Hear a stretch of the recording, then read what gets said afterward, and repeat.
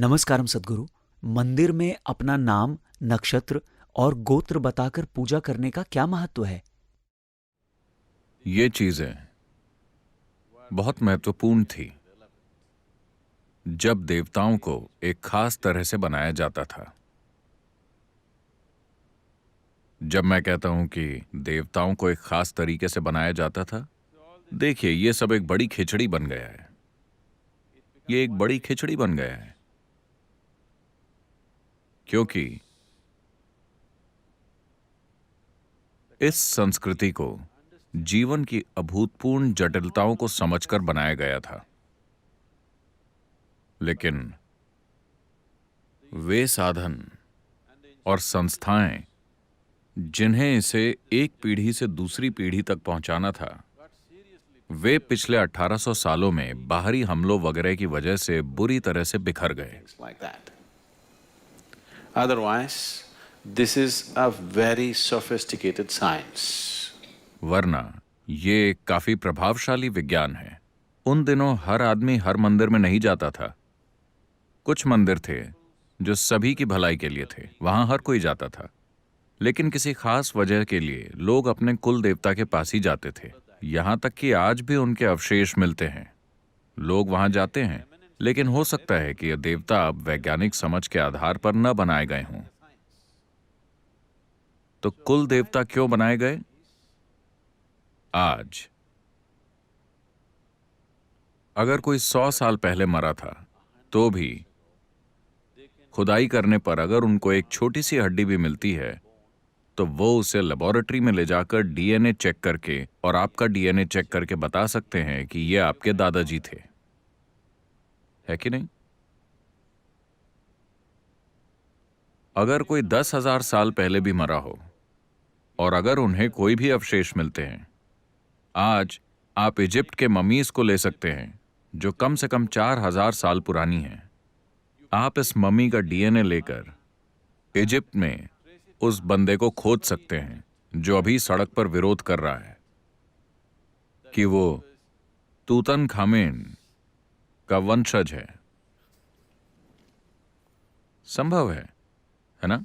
विज्ञान आपको ये एक्सेस दे रहा है। इसी तरह हमने पहचाना। आपको समझना चाहिए कि यह तभी उपयुक्त है जब बाकी सारी चीजें भी बरकरार हों। हरियाणा में खाप पंचायतों को लेकर काफी स्ट्रगल चल रहा है, क्योंकि वो कह रहे हैं कि कजिन भाई बहनों को आपस में शादी नहीं करनी चाहिए, यह धर्म के खिलाफ है। मुझे नहीं पता कि वो जागरूक हैं या नहीं, कि वो क्यों विरोध कर रहे हैं, लेकिन अगर वो वास्तव में जागरूक हैं तो आपको इसका आदर करना होगा। वो शायद इसीलिए विरोध कर रहे हैं क्योंकि आप नियमों को तोड़ रहे हैं, लेकिन मूल रूप से ऐसा इसीलिए किया गया क्योंकि उन्होंने जेनेटिक ट्रैक संभाल कर रखा था बहुत पीछे तक। हजारों साल तक उन्होंने अपने ही तरीके से जेनेटिक ट्रैक बरकरार रखा,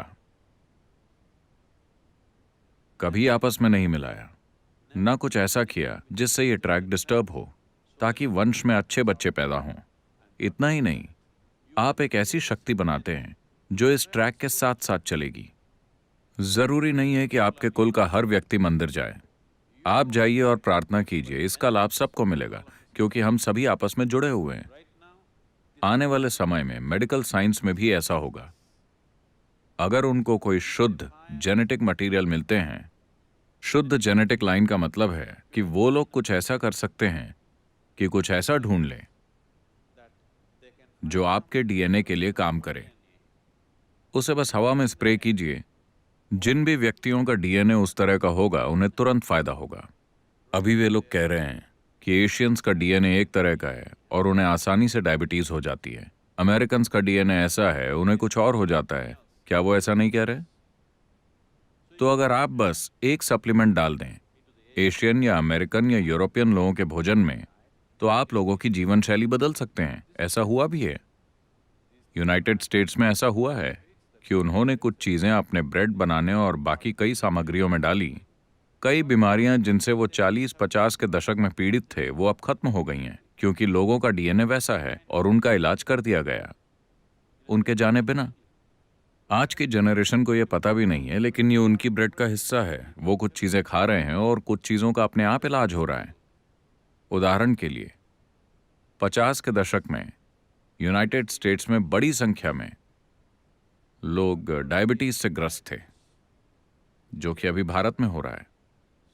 उन्होंने पाया कि D3 विटामिन अगर इसे उन लोगों के खाने में डाला जाए तो उनकी डायबिटीज ठीक हो जाएगी। उन्होंने D3 विटामिन ब्रेड में डाला और अमेरिका में काफी लोगों की डायबिटीज ठीक हो गई। अब ये हमारे पास आ रही है। लेकिन अगर हम D3 खाते हैं तो ये हमारे एशियन जेनेटिक्स के लिए उसी तरह से काम नहीं करेगा। हमें कुछ और ढूंढना होगा। हम आपको बता सकते हैं कि आपको क्या खाना चाहिए। तो उन्होंने इसे समझा और इस जेनेटिक लाइन को सख्ती से बनाए रखा और एक शक्ति के स्रोत की स्थापना की इस विशेष डीएनए के लिए, इस विशेष प्रकार के जेनेटिक ट्रेंड के लिए।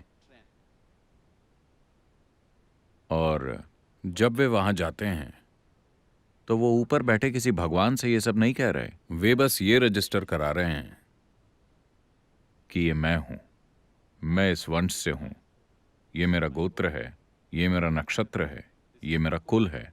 मतलब मैं अपना डीएनए मटेरियल रजिस्टर करा रहा हूं। ये मेरा डीएनए है, मेरी मदद कीजिए।